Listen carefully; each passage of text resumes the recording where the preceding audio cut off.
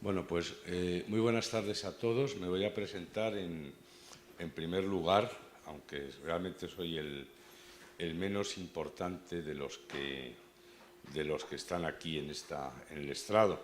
De hecho, estoy en funciones. O sea, ya soy miembro de la Junta de Gobierno, hoy hemos convocado elecciones. Os voy a animar a todos a que en el momento procesal oportuno acudáis a votar, que es vuestro derecho, pero yo entiendo que también la obligación de todos nosotros de apoyar a la institución. Bueno, mi nombre, como decía, es José Manuel Pradas. Estamos ya en la última, creo que en la última de las charlas de esta apasionante Fe Iuris. Yo he estado en la inauguración, que por cierto ha estado muy bien. Luego me ha tocado presentar haciendo una suplencia la segunda, y la verdad es que me ha gustado porque hemos empezado. La primera era diciendo, bueno, soy abogado y ¿ahora qué? Habrán dicho pues lo que hayan tenido que decir, porque yo no he estado, pero sí en la segunda, que ha sido, bueno, ya soy abogado, ¿ahora qué? Ahora voy a presentarme una entrevista de trabajo. Y la verdad es que para mí, que ya soy una persona que yo no aspiro ahora a encontrar un puesto de trabajo, bueno, depende de lo que me ofrezcan, pero no estoy muy proactivo para eso, esa es la verdad. Pues la verdad es que ha estado interesantísima. Y ahora nos toca una charla, que yo creo que será una charla de estas voy a parecer un poco carca, pero de estas hipermodernas, donde el ponente se pone de pie y hace una presentación en PowerPoint a la vez, y en fin, que parece como un hombre orquesta, pero que suelen ser bastante, la verdad, bastante amenas, y estoy seguro que esta lo será, porque menudas son las empleadas del colegio encargadas de esto, que buscan siempre unos planteles extraordinarios. Bueno, Daniel Peñamolina, doctor en Psicología, MBA en Dirección Empresarial, gestor de recursos humanos, máster en terapia cognitivo-conductual y experto en coach ejecutivo, es el que nos va a ilustrar sobre si cambias tu mente, cambias tu vida. Yo le he preguntado que yo tengo 60 años y los llevo bastante mal, y los disimulo menos todavía. Yo creo que, bueno, parece que tengo más, pero no es verdad, solo tengo 60. Yo creo que le he preguntado si yo podría cambiar mi mente y si yo podría cambiar mi vida a estas alturas del partido. Él me ha dicho que sí, y yo espero que me convenza. No sé si me conviene o no, pero por lo menos que me convenza. En lo que sí hemos estado los dos de acuerdo es que si uno ya es del Real Madrid, pues habla del Atleti, ya no me voy a estas alturas. Ahí ya no hay vuelta de hoja. Bueno, yo no me enrollo más, yo voy a ser casi un alumno, por así decirlo, un alumno más. Y Daniel, pues explícanos que si cambias tu mente puedes cambiar tu vida. Pues vamos a explicarlo y a ver cómo se hace. Muchísimas gracias. Desenchufo el aparato él nos hará la explicación que nos quiera dar, y luego, oye, pues yo lo que espero es que esto sea proactivo y que vosotros y vosotras pues preguntéis lo que os dé la gana, que él os conteste aquello que él considere oportuno, y así me ahorro yo tener que estrujarme el cerebro para ver qué pregunto, pues ante la pasividad del auditorio. Yo estoy seguro que sí. Así que, Daniel, cuando tú quieras. Muchísimas gracias, José Manuel. Bueno, pues vamos a ver cómo cambiar la mente, ¿no? Si es que eso se puede hacer, y espero que al final de este rato veáis que sí, que hay una oportunidad importante para hacerlo. Y sobre todo, yo creo que la clave es qué implicaciones tiene eso de manejar bien nuestra mente de cara a nuestra implicación o nuestra relación con el trabajo, que como sabéis estáis aquí todos por eso, ¿verdad? Y entonces creo que lo interesante es que nos llevemos buenas conclusiones sobre cómo gestionar eso, ¿vale? Y como no puede ser de otra manera, vamos a empezar hablando de biología, ¿vale? Pero no del cerebro, que podría ser lo que todos pensáis, sino de los bichos. Vosotros veis ese bicho y ¿qué os genera? Es un bicho feo, bonito, más bien feo, ¿no? No entran ganas de acariciarlo, ni acercarse, ni tenerlo de mascota en casa, ¿verdad? Si uno lo ve a esa distancia, ¿verdad? Es una cosa que genera seguramente a más de uno hasta cierto nivel de desagrado, ¿vale? Pero si nos alejamos un poquito, ¿verdad? Pues ese bicho está pegado a una hoja de una planta que igual ya no es tan fea, ¿no? y solo hemos tenido que alejarnos un poquito para que se vea así, ya no tan amenazante, ya no tan desastroso, y podemos seguir siendo conscientes de que está ahí el bicho, ¿no? Y si nos alejamos un poquito más, pues ya se puede ver con toda la perspectiva y desde luego se podrían tomar mejores decisiones desde esta vista que desde la del bicho, ¿no? Que lo que entra en ganas es de salir corriendo de allí o de aplastarlo de alguna forma, ¿no? Fijaros, esa es la idea que pretendo transmitiros de partida, ¿no? Al final, a lo largo de nuestra vida como trabajadores o como profesionales vamos a pasar por un montón de situaciones que si las vemos demasiado de cerca y perdemos la perspectiva, asustan, nos hacen sentirnos frustrados, nos pueden hacer sentirnos desesperanzados, ¿no? Al final pueden generar una clase de emociones que nos limiten mucho y que nos hagan no guiarnos de la mejor manera, ¿vale? Y creedme que casi siempre, ya veréis como al final, después del rato que hablemos, vais a estar seguros de esto, casi siempre hay al menos, ¿no?, esa oportunidad de levantar un poquito el zoom y ver las cosas con algo más de perspectiva, ¿vale? Fijaros, lo que yo sugiero en primer lugar es que cambiemos el nombre de esas cosas que nos van pasando, pues encontrar nuestro primer trabajo, tomar una decisión de cómo nos reinventamos, emprender, ¿no?, poner en marcha un negocio. Todo eso van a ser siempre eventos, ¿no?, puntos pequeñitos que en función de cómo nos enfrentemos a ellos, pues van a parecer más un bicho o otra cosa, ¿verdad? Ante cada uno de ellos, ante cada uno de esos eventos, llamémosle así, ¿verdad?, de carrera, si uno es capaz de no perder de vista, ¿no?, el mapa general en el que se ve claramente cuál es la trayectoria que queremos llevar, pues es mucho más fácil, ¿no?, manejarse y tomar decisiones correctas, ¿vale? Fijaros, al final, ante cada uno de esos eventos, casi todos, nos guste o no, seamos más o menos conscientes, hacemos algo como lo que estáis viendo en la pantalla, ¿no?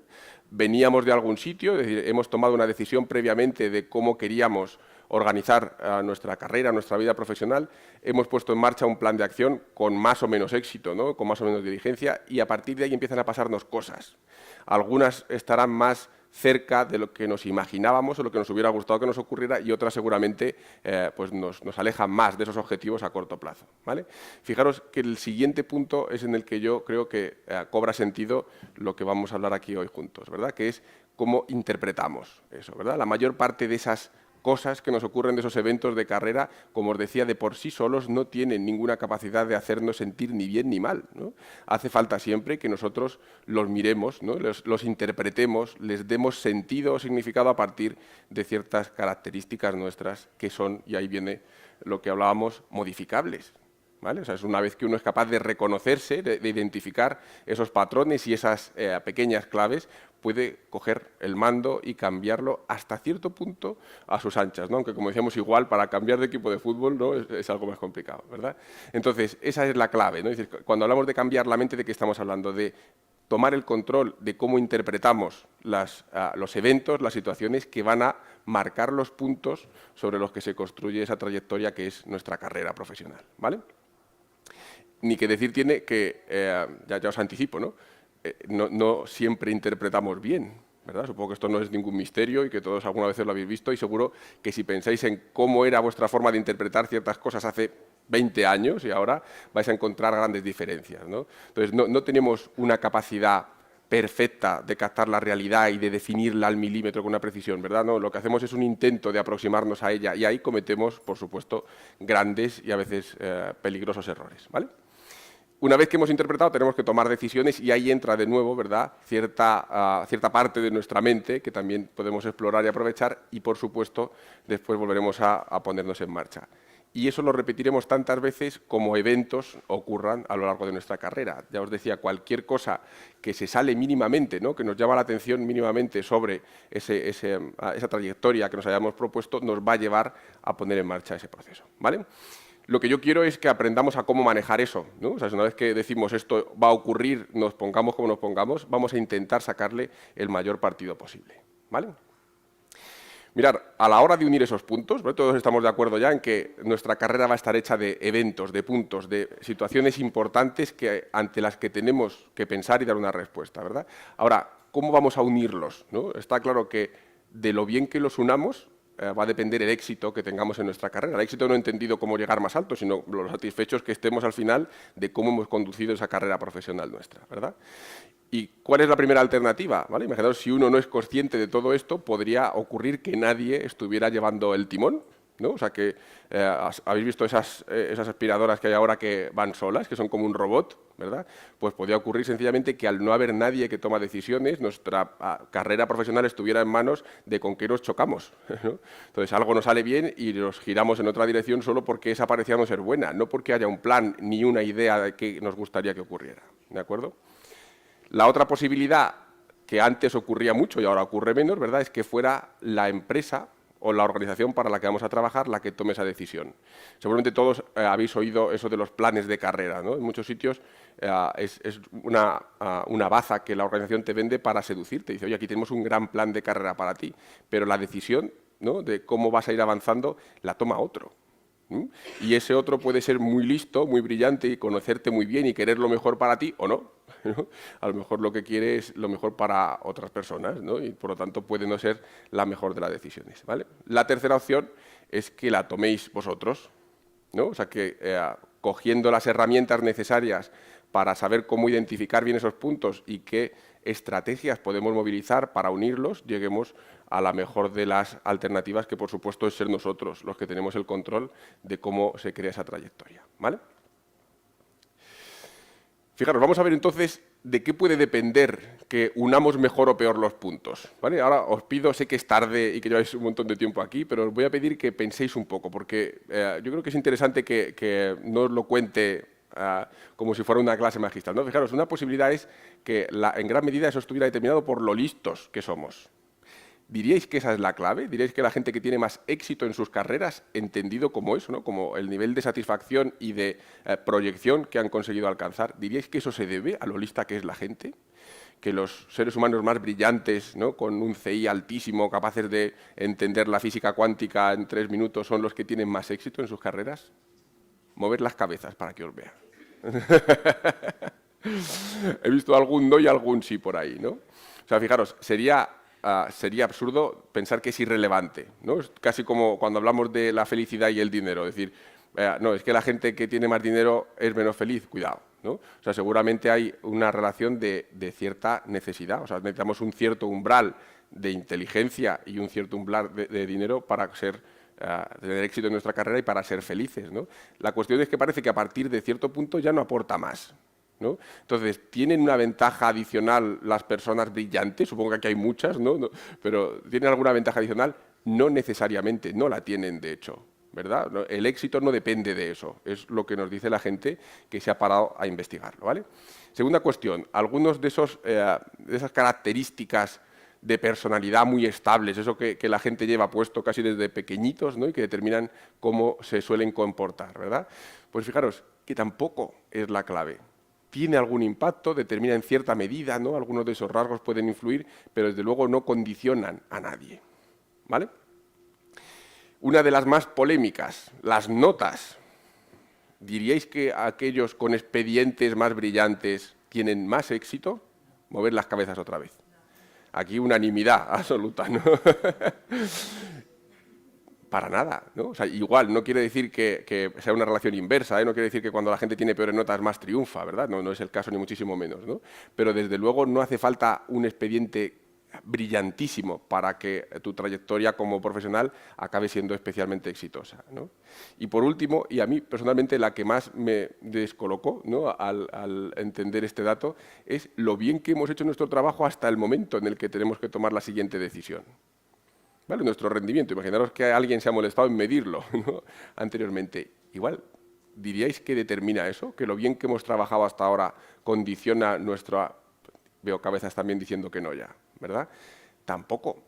Todas influyen un poquito, ¿verdad? Pero fijaros de qué magnitud estamos hablando, de un 10%, de un 20%. Eso quiere decir que el 80% de nuestras opciones para tener éxito dependen de otras cosas, ¿no? Y lo bueno es que no son cosas de esas que no se pueden cambiar, porque la inteligencia es muy difícil cambiarla, ¿no? Lo que ha pasado, ¿no?, nuestras notas, a ver cómo volvemos a cambiarlas, ¿no? No es algo que se pueda hacer. Parece que lo que condiciona en realidad a esa probabilidad de tener más o menos éxito son características modificables, aprendibles, ¿de acuerdo? Fijaros, ¿por qué estamos tan convencidos de que son características de esas más aprendidas, más fáciles de adquirir y de jugar con ellas? Porque estamos ahora en un entorno en el que hay una cantidad de cambios por unidad de tiempo enormes. Si pensáis en cómo era el trabajo hace unos años, pues al final había una estabilidad relativamente grande, ¿no? No podía saber qué iba a ser de su vida profesional dentro de unos años a partir de lo que estaba pasando esta. Si avanzábamos, solemos avanzar hacia arriba, ¿no? La gente cuando era buena pues solía progresar y acabar teniendo posiciones de más responsabilidad, pero ahora eso no pasa, ¿no? O sea, en realidad ahora cuando uno se plantea cómo ocurre el trabajo hay una inestabilidad enorme, o sea, no sabemos muy bien dónde vamos a estar mañana, pensar en la gente que se está incorporando ahora al mundo del trabajo, ¿verdad? Hay periodos sí o sí de desempleo, es lo más probable, ¿verdad?, que tengamos que convivir con ellos de vez en cuando, y cuando avanzamos solemos avanzar más en horizontal, es decir, moviéndonos entre diferentes departamentos, en diferentes tareas, en diferentes organizaciones, que creciendo de una manera vertical como ocurría antes, ¿vale? Luego, al final, ¿en qué se traduce eso? En que hay muchos cambios, hay mucha más incertidumbre y, por lo tanto, esas constantes, ¿verdad?, esas características fijas tienen un valor muy, muy pequeñito, ¿vale? ¿Qué es entonces, ¿no? ¿O cómo vamos a llamar a eso que tiene que ver con el 80% de nuestras oportunidades para tener éxito? Pues le vamos a llamar empleabilidad. Habéis oído esa palabra seguramente antes, ¿no? No creo que sea yo el que os la presente. ¿Qué es la empleabilidad? Fijaros, vamos a hablar de empleabilidad como una serie de características que nos hacen más capaces, ¿verdad? Al final es una capacidad, una competencia de conseguir empleos de calidad y mantenerlos. Y son características de corte psicológico, ¿verdad? Ya hemos visto que no son características de las que traen puestas, ¿no?, que traemos puestas y que no se pueden modificar. Son cosas que se aprenden, habilidades. Y vamos a ver que la mayor parte de ellas están en eso que hemos dicho desde el principio y que hemos llamado mente. Luego ya me diréis si os parece bien el nombre, ¿vale? ¿Qué le pasa a la gente que tiene más de esas características, que es más empleable? En primer lugar, que durante los periodos en los que tienen que gestionar esos eventos, sobre todo cuando son malos, sufren menos. No sé qué pensáis según oís esto, ¿no? Pero imaginaros que no queda más remedio, porque quien decide si nos contrata o no es otra persona, no tenemos el mando para decirle contrátanos, ¿verdad? Dices, pero al final, si vamos a llegar al mismo sitio, pues parece un resultado muy deseable que suframos menos por el camino, ¿no? ¿Sí, no? ¿Sí? Entonces, sufrimos menos y ya no es solo una cuestión del impacto real que tiene eso en nosotros directamente, ¿no?, sino que sabemos que la gente que se encuentra mejor anímicamente durante esos procesos se mueve más, busca más oportunidades, las aprovecha mejor, ¿no? Entonces, ya no es solo una cuestión de oye, qué bien que estemos felices, ¿no? Es que como estemos un poquito mejor, ¿no?, pequeños saltos en ese nivel de bienestar a nivel emocional van a hacernos más eficaces, ¿no?, a la hora de tomar decisiones y de buscar empleo, ¿vale? Se implican más, evidentemente, que si no hacemos cosas, ¿no?, por mucho que tengamos la cabeza bien amueblada, si no creamos y buscamos oportunidades, el trabajo no va a venir generalmente a nuestra casa a buscarnos, ¿vale? Y parece que los trabajos que suelen encontrar son de mayor calidad, de manera, como os decía, genérica, ¿vale? Y último dato, ya no os aburro más con esto, pero último dato importante, dentro, ¿no?, eso pues tiene buena pinta si lo entendemos como lo que ocurre hasta que encontramos trabajo, ¿vale? Pues es que una vez que lo hemos encontrado, ¿no?, la gente que tiene más de esas características es más atractiva como empleado. Son más capaces de asumir otras funciones, son más polivalentes, ¿verdad? Al final se convierten en personas con una mayor capacidad de asumir funciones distintas de aquellas para las que estaban. ¿Y eso qué creéis que le gusta al empleador medio o que no? ¿No? Ya sé que todos sabéis perfectamente que sí, ¿no?, que es algo muy, muy deseable, ¿vale? Veréis, vamos entonces ya a ver qué características son esas, cuáles son las principales herramientas que habría que potenciar para conseguir tener un máximo nivel de empleabilidad. Y fijaros que lo primero que he hecho es dividirlas en dos. Aquellas que tienen que ver con cómo percibe el empleador, ¿no? O sea, aquellas que cuando le preguntas a los empleadores del mundo, oye, ¿vosotros qué creéis que es ser más empleable? ¿Por qué elegís antes a un candidato que a otro? ¿Verdad? Pues vamos a ver de cuáles son esas características. Y después vamos a hacer lo mismo, pero desde la óptica del empleado, ¿no?, de aquellas cosas que podemos saber de nosotros mismos y que podíamos jugar con ellas. Mirad, ahí veis un listado de características, como os decía, que los empleadores del mundo dijeron, yo elijo a mis empleados por esto, ¿vale? Una entrevista a un montón de empresarios, de gente que contrataba a personas en muchos países del mundo, ¿verdad? Y dijeron que estas eran las que más se repetían. Y ahora la pregunta que os hago yo es, ¿cuál diríais? Había una que salía por encima del resto. ¿Cuál diríais que es? 10 segundos os dejo para que lo penséis. Por ahí veo un 2. Sobresaliente para los del 2, ¿vale? Efectivamente, cuando les preguntábamos o cuando se pararon a comprobar estas personas cuál era esa característica que sobresalía por encima del resto, la que al final condicionaba o determinaba más el juicio que hacía el empleador, las habilidades sociales, la competencia social ganaba por goleada. Y fijaros qué importante es esto. No hay médicos en la sala, ¿no? Perfecto, porque lo voy a contar, a veces genera sangre, ¿no? Nosotros hicimos una investigación hace un montón de tiempo para ver cómo hacían los juicios diagnósticos los médicos y encontramos una cosa súper buena, ¿no? Que era que había una regularidad muy clara entre los buenos médicos, los buenos diagnosticadores y los malos, y era cómo utilizaban la información de los síntomas. Nosotros les poníamos una mesa enorme con un montón de tarjetas con síntomas, ¿no? Entonces lo que hacía el médico malo era levantar la primera y le preguntábamos, ¿tú qué crees que tiene el paciente? Imaginaos que ponía tos y decía, gripe. Y luego levantaba otra y entonces ponía otro síntoma, dolor articular, y decía, claramente eso es gripe, porque también ocurre con la gripe el dolor articular. Levantaba otra, igual ponía, imaginaros, hormigueo en la planta de la mano. Eso va a ser gripe seguro, es raro, pero a veces ocurre, ¿no? O sea, de alguna manera su cabeza intentaba confirmar la primera impresión que se había generado al tener su primer acercamiento al problema, ¿no? Eso los malos, ¿no? Los buenos hacían exactamente lo contrario. Levantaban la primera tarjeta y le preguntábamos, ¿tú qué crees que es? Y decía, se puede ser un montón de cosas. Gripe, y le decía una lista de posibles trastornos. Y utilizaba los demás síntomas para descartar aquellos que no tenían ningún sentido de ser, ¿verdad? Al final se quedaba con aquellos para los que lo que había encontrado tenía más soporte, ¿vale? Pues eso sería lo deseable en los empleadores, que actuaran como los médicos buenos, pero no lo hacen, ¿verdad? Cada vez están más formados, cada vez la gente se preocupa más por hacer evaluaciones rigurosas y demás, pero creerme que no es lo más frecuente. Entonces, ¿qué es lo que suele pasar? Que nos sentamos delante, sé que esta mañana habéis tenido una charla, ¿no?, sobre esto, sobre cómo afrontar entrevistas de trabajo, pero creedme que en muchos casos nos sentamos delante y la persona que tenemos en segundos se va a hacer esa primera impresión, va a decir si tenemos gripe, ¿no? Y todo lo que ocurra después, por muy competentes que seamos, por mucho que seamos capaces de exhibir una serie de características muy deseables, si el empleador era de los malos, de los médicos malos, va a caer una especie de saco roto. Y al revés, si hemos sido majísimos y le hemos causado una primera impresión excelente, pues es probable que todo lo demás, aunque sean pequeñas lagunas en nuestra formación, se interprete como, tampoco es para tanto, ¿vale? Insisto, eso son los malos, ¿no? Cuanto más objetiva es esa forma de acercarse al empleado, pues evidentemente menos riesgo hay de que se cometan esos errores, ¿vale? Pero insisto que con los datos en la mano había muchos, ¿no?, que utilizaban ese criterio y desde luego eso es un problema, ¿no? Porque seguro que no todos vamos a esas entrevistas o a esas situaciones en las mejores condiciones. A veces vamos muertos de miedo, otras enfadadísimos porque todo nos ha salido mal hasta ahora, ¿no? Y ese comportamiento que vamos a desplegar allí, pues igual sin querer nos sabotea, ¿vale? No solo, ¿no?, esa característica no solo afecta a nuestro acceso al trabajo, ¿vale? Fijaros que en otro estudio muy interesante sobre la gente cuando estaba ya en posiciones de cierta responsabilidad, ¿no?, es un fenómeno al que llamamos descarrilamiento, ¿no? Personas especialmente bien cualificadas que por la razón que sea en su proyección dentro de una empresa acaban fracasando, ¿vale?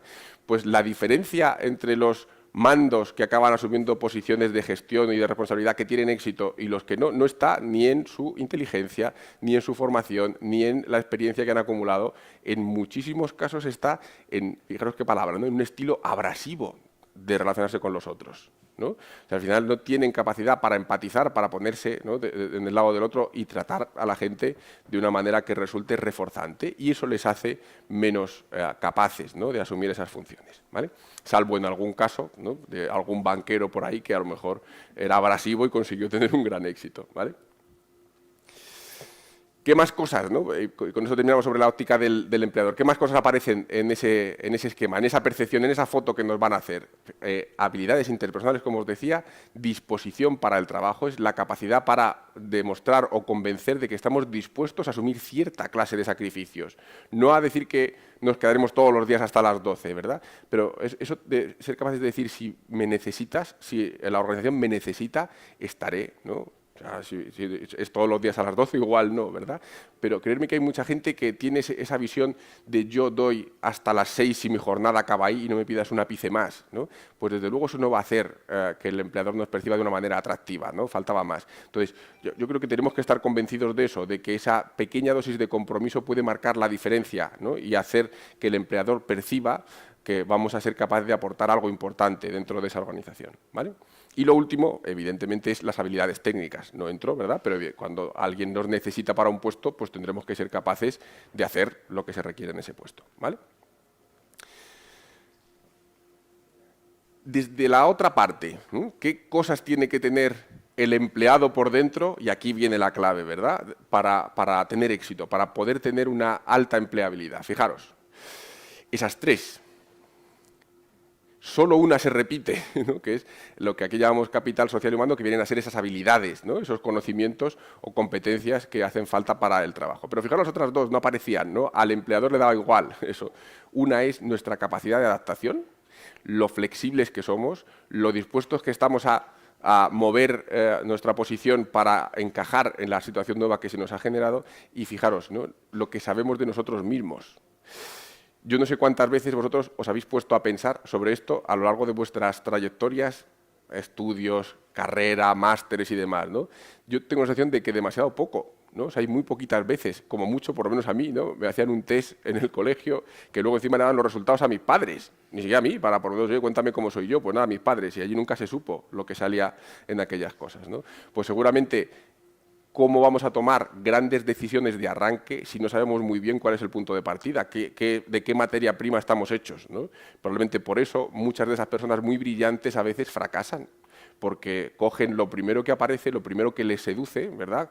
Se quedan en manos de alguien que les sedujo para formar parte de una plantilla de algo que realmente no querían hacer, ¿no?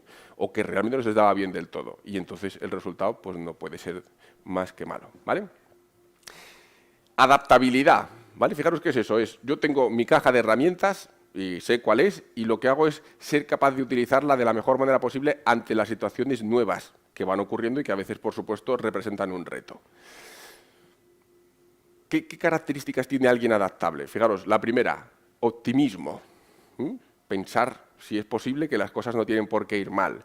Yo matizaría, no es solo eso, ¿verdad? Que eso suena como muy a vida de color de rosa, ¿no? No es pensar que todo va a ir bien y ya, es seguramente ser conscientes de que no hay ninguna razón para que no pueda ir bien y que además nosotros tenemos herramientas para facilitar eso, ¿vale? ¿Entendéis la diferencia, no? No sé si habéis leído un libro que se llama El secreto. Lo siento mucho. No, os lo digo para los que lo hayáis leído, no lo leáis. O sea, que es un desastre, es algo horrible, ¿verdad? Porque viene a decir prácticamente eso, ¿no? Que si uno está bien convencido de que las cosas van a ir bien, el universo, de alguna manera, se modifica en el espacio del tiempo y hacen que ocurra. A mí, cuando leí aquello, me salió sarpullido, ¿no? Porque me parece un auténtico disparate. Digo, pues que mal lo estamos haciendo la humanidad, ¿no? Porque anda que no queremos que pasen cosas buenas y no pasan, ¿no? Y entonces el argumento del libro es que no te las crees lo suficiente, ¿vale? Pues ahí lo dejo para que lo reflexionéis, ¿no? Entonces, el optimismo es bueno, o sea, es creer que las cosas pueden ir bien, ¿cómo va a ser malo? ¿Vale? Lo que pasa es que si se queda ahí, desde luego no vamos a ir por buen camino, ¿no? Entonces, os decía, quizá esa alternativa de la esperanza, ¿no? De una especie de visión más racional del optimismo en la que decimos, ¿tengo yo pruebas de que el mundo no va a irme bien dentro de 6 meses? ¿No? Ninguna, porque no soy adivino, ¿no? Y segundo, ¿yo tengo algo que puedo hacer ya para que eso sea más probable? Si la respuesta es sí, fenomenal, ¿vale? Capacidad o tendencia para aprender. Eso es que en cuanto me he tropezado, en lugar de quedarme lamentándome, ¿no? Sobre que me he tropezado, pues busco la manera más rápida de sacar partido de eso, ¿de acuerdo? Apertura a la experiencia. Vais a ver luego que la gente que no está dispuesto a que le ocurran cosas un poco más fuera, ¿no? De lo que se había planificado el día antes por la tarde, quiere menos alternativas, ¿verdad? Va a estar mucho más limitada en las opciones a las que pueda acogerse. Y esto que veis ahí de locus no es que estemos locos, es lugar, ¿no? de control, y básicamente es a quién le echamos la culpa de las cosas, ¿no? Entonces, interno es que me las echo a mí. Si las cosas me salen mal, tiendo a pensar que soy yo el que ha fallado, y si lo tenemos externo, pues pienso que son los demás.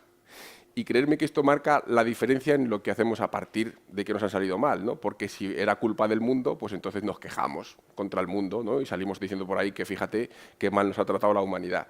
Si pensamos que es cosa nuestra o que al menos hay algo que podemos hacer, pues lo aprovechamos y lo hacemos, que seguramente es la decisión más inteligente, ¿verdad? Y esto que vemos ahí que pone autoeficacia es confiar en nosotros, que os he dicho ya antes, que por supuesto era bien importante. Pregunta del millón, ¿con esto ya vale? O sea, si todos los que estamos aquí presentes ahora os hiciera así, con una especie como el de la hipnosis ese que sale en la tele, ¿no? Y todos ya fuerais optimistas, quisierais aprender un montón, creyerais que tenéis siempre algo que hacer, ¿ya estaría? ¿Ya todo va a ir bien? Espero que estéis pensando que no, aunque no lo digáis, ¿no? Para nada. O nos movemos, o hacemos cosas, o no va a pasar nada. O sea, es que solo con creer, ¿no? Lo que os decía, solo con pensar no se van a cambiar las cosas, ¿verdad? Entonces, ese estilo de afrontar la realidad, más una tendencia a la acción grande, una garra grande, ¿no? De ponernos en marcha en cuanto podamos, de no esperar a que caiga la oportunidad, sino nosotros a por ella, eso es lo que va a marcar la diferencia, ¿vale? ¿Qué es la proactividad? Mirad, ahí os pongo una lista de características que hacen de alguien proactivo, pero quedaros con las que aparecen en negrita, que para eso las he puesto, ¿verdad? No es alguien, como os digo, que esté esperando a que le pongan la oferta de trabajo en su casa. Es alguien que va por la calle mirando de vez en cuando a ver si en algún buzón, en algún cristal, en algún sitio hay una señal de que ahí necesitan a un trabajador como yo, ¿no? O sea, no espera que le venga la oportunidad, la está creando siempre que puede. Y eso es una diferencia crítica, ¿vale? Porque muchas veces se pueden crear. Habéis tenido también talleres o conferencias sobre el autoempleo, ¿verdad? Sobre la capacidad de vamos a ponernos en marcha, vamos a crear algo nosotros. Pues desde luego es una oportunidad buena, ¿no? Sentimientos de control. Es que si no nos creemos que podemos hacer algo, difícilmente lo vamos a hacer. Y de verdad, o sea, es pensar en lo difícil que es no poder hacer nada. Dice, seguramente hay veces que la aportación o el impacto que va a tener nuestro comportamiento igual no es de un cambio súbito, ¿no? Pero, hombre, ¿cómo no va a haber, pensar en cualquier escenario, para encontrar trabajo, para mantenerlo, cómo no va a haber algo que pueda hacer yo hoy en los próximos 30 minutos que mejore las cosas o al menos no las empeore, ¿no? Parece difícil no creerlo. Iniciativa y, sobre todo, perseverancia. Y perseverancia con matices. Porque perseverar de más tampoco es bueno, ¿no? O sea, es que igual las 3 primeras veces que algo no sale bien, uno puede pensar que una cuarta es una buena idea, porque igual podemos aprender. Pero si llevas 20, ¿no? Si ya van 20 errores sistemáticos haciendo lo mismo, pues igual lo que hay que ir pensando en cambiar de estrategia, ¿vale? Entendemos entonces, ¿no?, en qué consiste esa proactividad. Creedme que es la gran diferencia. Luego os doy algún consejo de cómo creo yo que podemos incrementarla, ¿vale? Identidad es, como os decía, lo que sabemos de nosotros. ¿En qué ámbitos debemos tenerlo claro? ¿Qué es lo que nos gusta? ¿Qué es lo que nos motiva? ¿Qué sentido tiene para nosotros eso? Creedme que muchas veces la gente en el trabajo se frustra, se queda con un nivel de implicación muy bajito porque no es capaz de ver para qué sirve lo que están haciendo. ¿De acuerdo? Entonces, tener claro que lo que estamos haciendo va un poquito más allá de irnos hoy a las 6 a casa, creerme que es importante. Y si lo hemos definido antes, pues evidentemente nos va a ir mucho mejor. Y los valores. ¿Cuánta gente no se ha quedado por el camino en grandes trayectorias porque empezó a hacer algo que chocaba diametralmente con lo que creían que era importante? ¿Verdad? Entonces, tenerlos bien claros, lo que pongo, ¿no?, se convierte en una especie de brújula que nos va a ayudar muy bien a entender por dónde movernos. ¿Vale? Entonces, y por resumir mucho, ¿verdad?, tenemos de la parte del empleador las 3 características que vimos, ¿verdad?, en la competencia social, el compromiso y la competencia técnica, ¿no?, el saber hacer las cosas. De la parte de nosotros, ¿no?, por dentro, tenemos el saber bien quién somos y de dónde venimos y a dónde vamos, ¿no?, ser proactivos sobre todo y tener esa capacidad, esas herramientas, ¿no?, ese conocimiento técnico lo más desarrollado posible, ¿vale? Veréis, muy rápido, ¿vale? Pero os voy a contar cómo a partir de esa información se construyen lo que llamamos perfiles de autosabotaje, ¿no? O sea, es combinaciones de esas características que pueden hacer que uno se ponga la zancadilla a sí mismo en su evolución como profesional, ¿vale? Los 2 primeros, ¿verdad?, que vamos a ver, ¿no? Fijaros que les llamamos atrapados o perdidos, ¿verdad?, y nómadas, ¿no? Son personas que no tienen ninguna idea de qué les gustaría hacer, ¿no? No tienen bien definidos esa parte de sí mismos, ¿no? Que le va a ayudar a tomar buenas decisiones y además se ponen muchas trabas, no están dispuestos a moverse, no tienen demasiadas ganas de que les cambien a un lugar o en un horario distinto, o sea, van a poner un montón de pegas a prácticamente cualquier alternativa. El resultado es que se quedan en manos, como os decía, de la suerte. Solo si hay muchas oportunidades van a poder sacarles partido, ¿vale? Mirad, otra segunda capa, y esta pasa mucho, ¿verdad? Son gente que tiene demasiado, al revés, tienen demasiado claro lo que quieren y no están dispuestos a hacer ni un mínimo cambio al respecto, ¿verdad? O sea, yo tengo claro qué es lo que querría hacer, pensar en los científicos que le sacas del laboratorio y les entran escalofríos, ¿verdad? O sea, tienen tan definido y están tan agarrados, ¿no? a ese estilo o a esa necesidad que se habían creado que no pueden concebir alternativas. El resultado es que como les saquen de allí, se encuentran un trabajo en ese ámbito, fenomenal, pero como les saquemos de ahí, hacen aguas, ¿no? Y les cuesta mucho más adaptarse.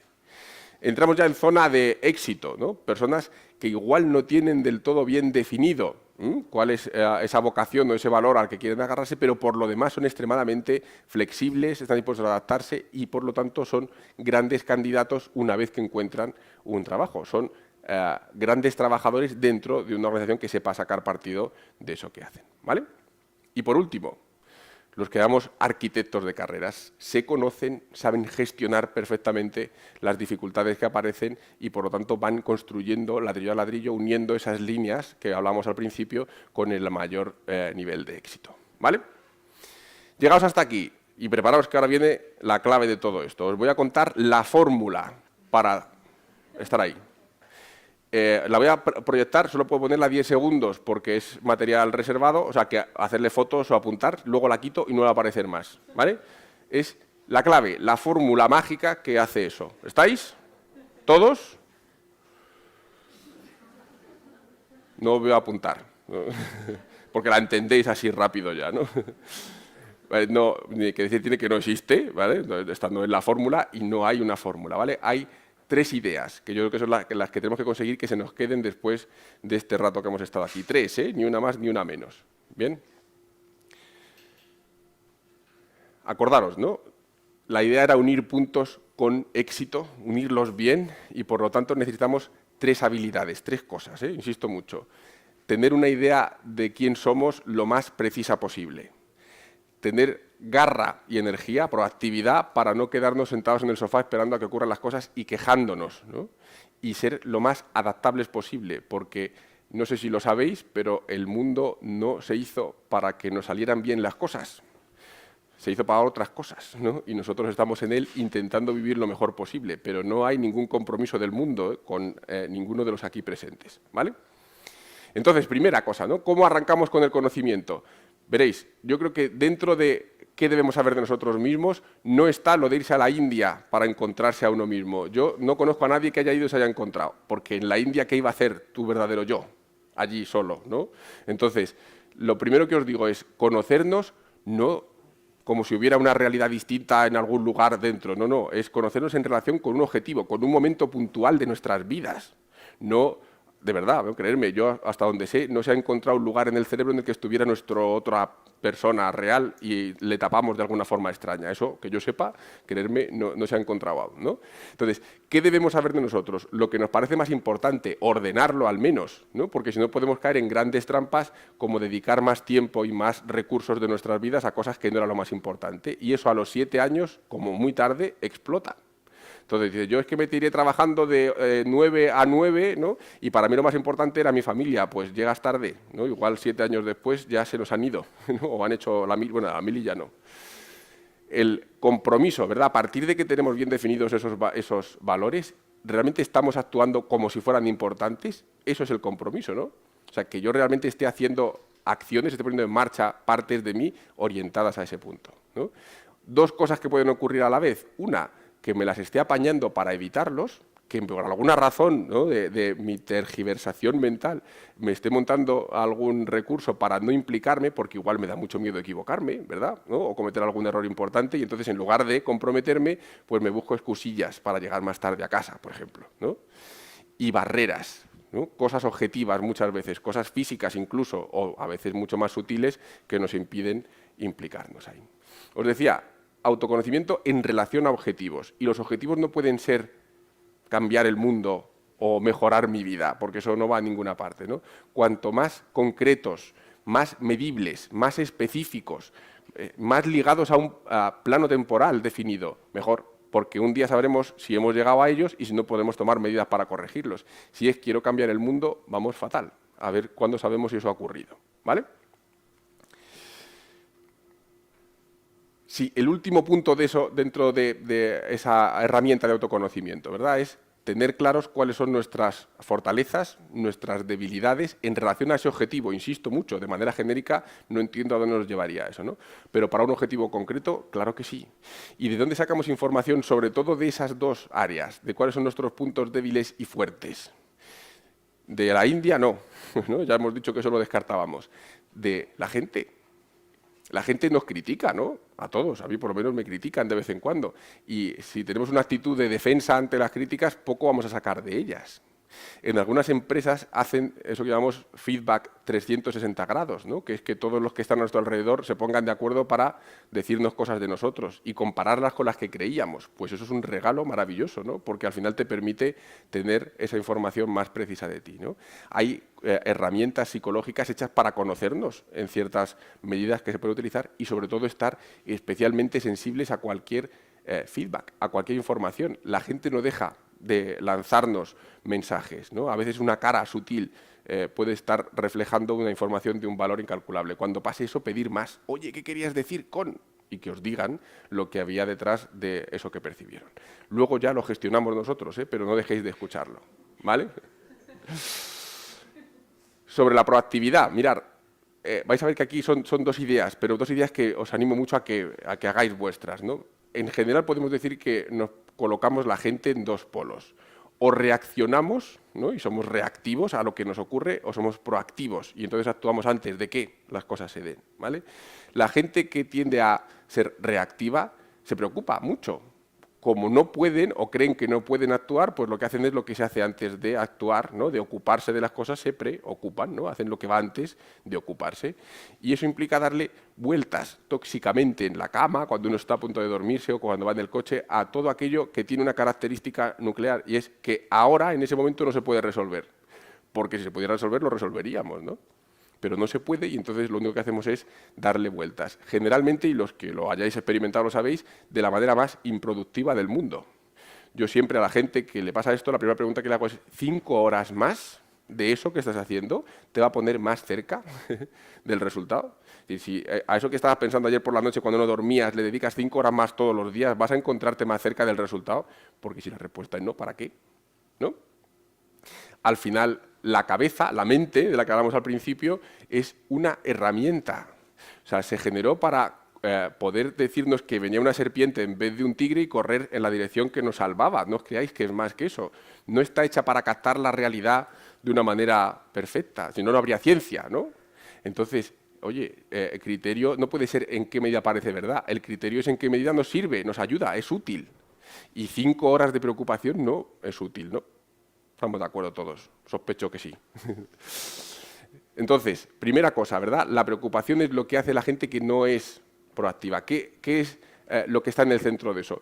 Han colocado el foco sobre una parte del mundo que no se puede controlar, sobre los otros. ¿Os acordáis que hablábamos de eso antes? ¿No? Ha colocado la responsabilidad en gente que no son ellos mismos y por lo tanto no puede hacer mucho por cambiarlo.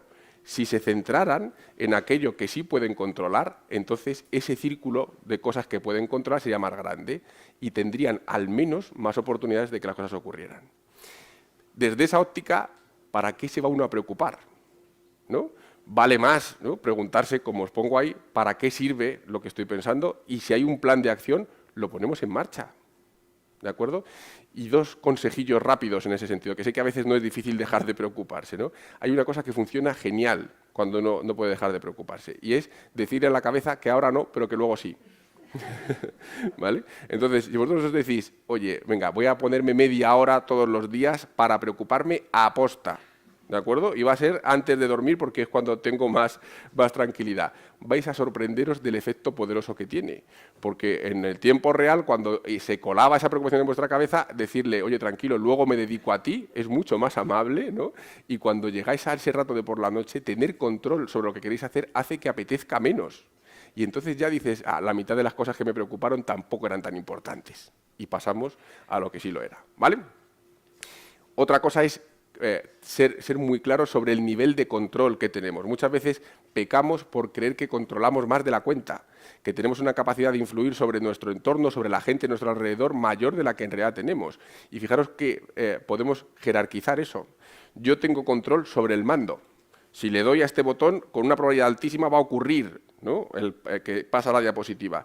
Pero yo no tengo ni idea de cómo controlar vuestras mentes. Ni idea. O sea, me dijeron, ¿cómo hacer que se entere todo lo que has explicado? No sé. Sé que puedo influir. ¿Veis la diferencia? ¿No? El control implica que sí o sí, cuando haga algo va a darse un resultado.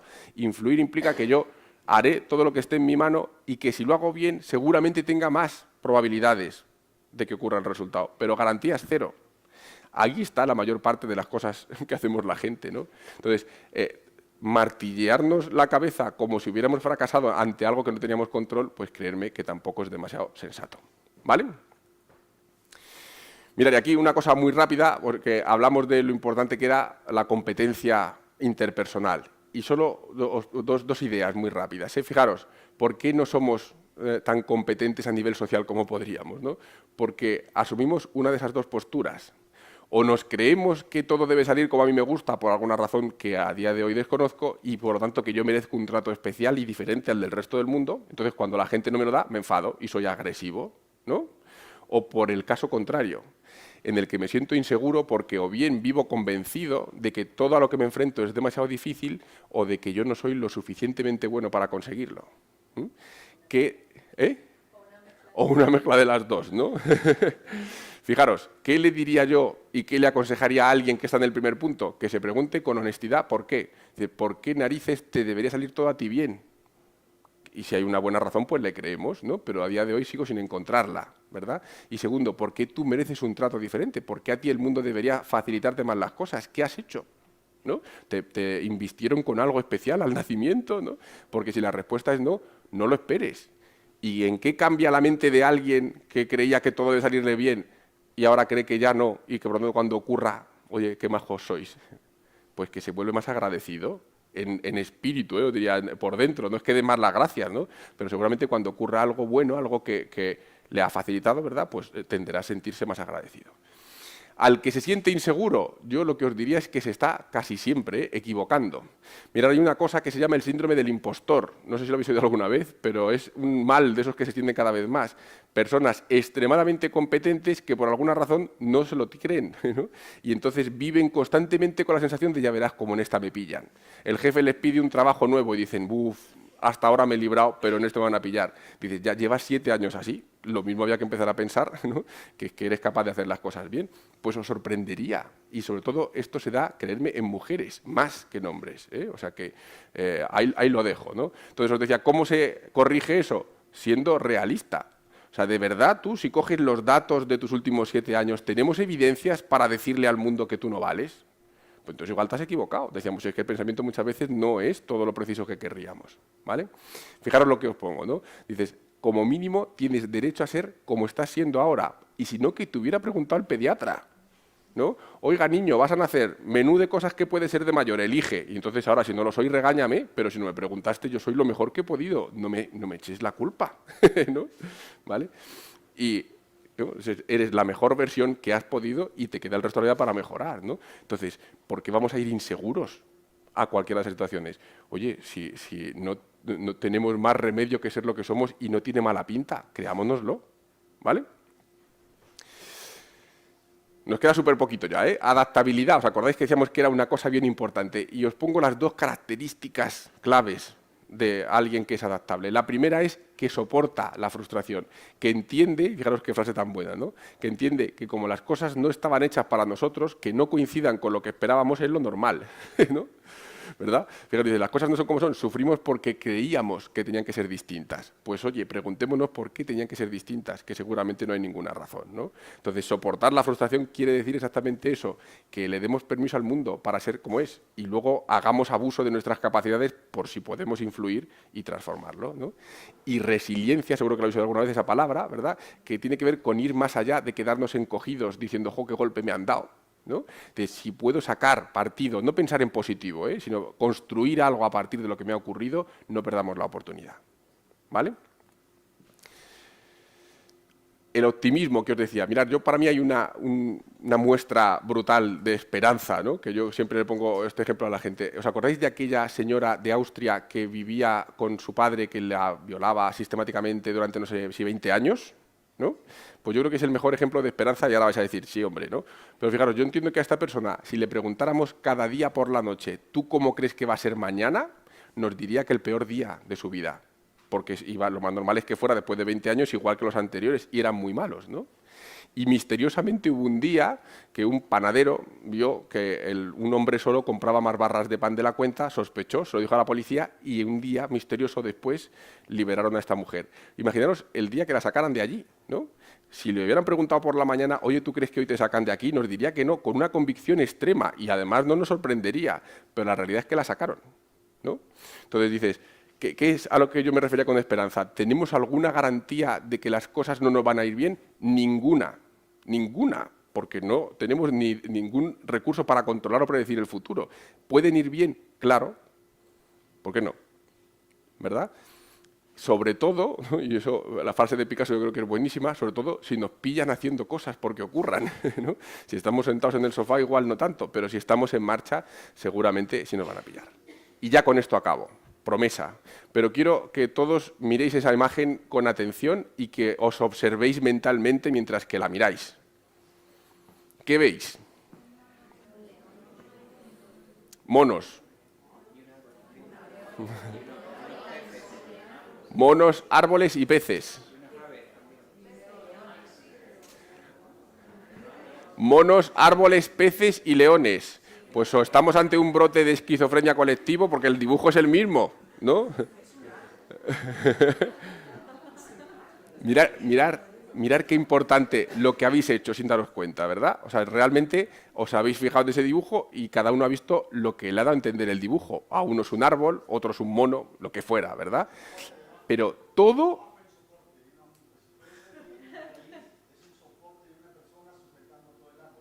Toma ya, pues eso no lo he visto yo todavía. Fijaros, a lo que voy es que siendo la imagen la misma, habéis visto cosas distintas. Pero no solo acaba ahí la cosa, es que una vez que alguien os dijo que habían cosas distintas, ya podíais ver las dos, ¿no? Y ahora cada uno de vosotros puede ver la que le da la gana, ¿no? Yo os digo, hay un árbol, ya que podéis ver un árbol. Un mono, ya que veis el mono ahí, ¿verdad? Y lo único que hay que hacer es una cosa mental muy sutil que sería incapaz de explicaros que todos habéis sido capaces de hacer.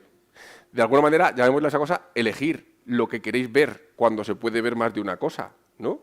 Pero no tenéis excusa, lo habéis hecho todos, sin excepción, ¿no?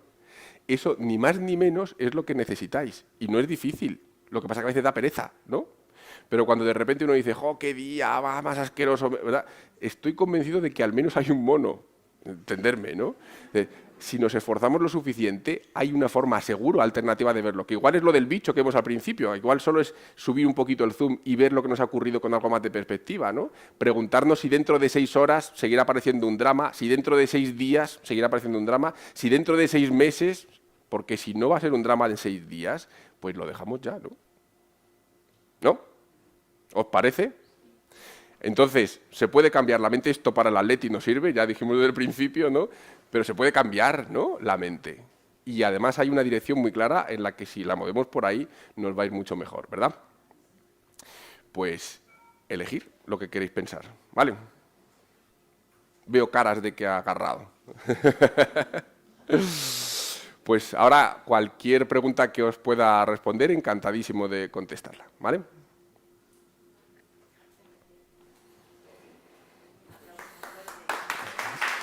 Muchas gracias.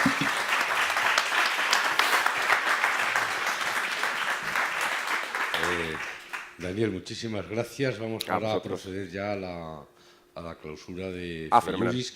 La verdad es que, bueno, pues no, seguiré siendo el Real Madrid, pero le anduviste muy cerca y ha sido una auténtica gozada y una satisfacción. Yo creo que debemos de irnos todos de aquí con un brote importante de optimismo. Porque había al principio cuando hablabas de lo de la empleabilidad, digo, aquí falta algo, aquí falta algo.